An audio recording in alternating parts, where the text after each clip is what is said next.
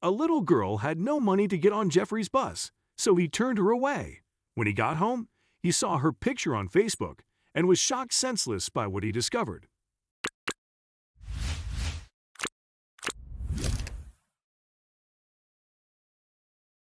No, little girl, you can't get in without the money. Please get out because I really needed to get going. Jeffrey, the bus driver, told a little girl who wanted to get on the bus but only had a few pennies to her name. She must have been around 7 years old, and he wasn't in the mood to deal with unaccompanied children that day. None of the other passengers paid them any mind. "Please, sir, I want to visit my grandmother," the little girl begged. "Then go ask your parents for the money and come back next time," Jeffrey replied, and gestured with his hand for the girl to get out. She finally listened to him and left the bus with her shoulders slumped. Jeffrey saw her sit down at the bus stop and drove off. "Dear God, what have I done?" he asked himself. He finished his route and went home for the night, greeting his wife, Greta, and sitting down on the couch to rest.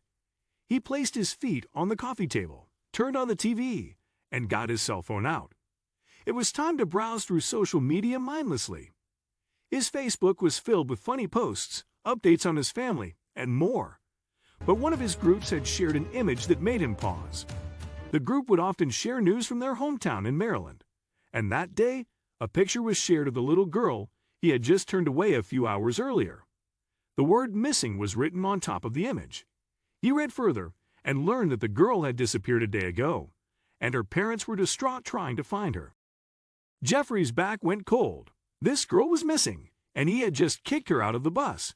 Dear God, what have I done?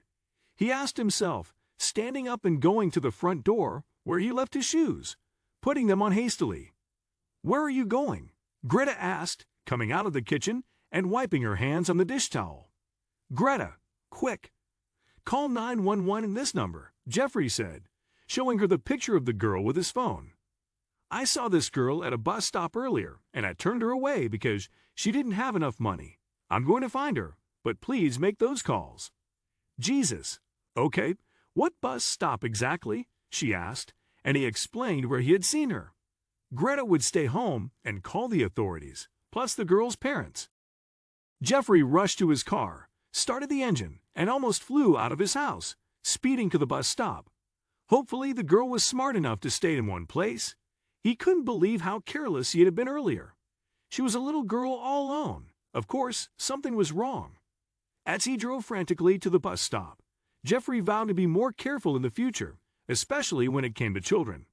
Finally, he got closer and saw a tiny silhouette sitting on the bench, right where he had left her. Thank God, he breathed to himself, parking right in front of her and getting out. "Girl, you're still here. Thank heavens."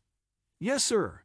No other drivers let me on the bus," the little girl replied from her spot on the bench, swinging one of her feet and looking at the concrete floor.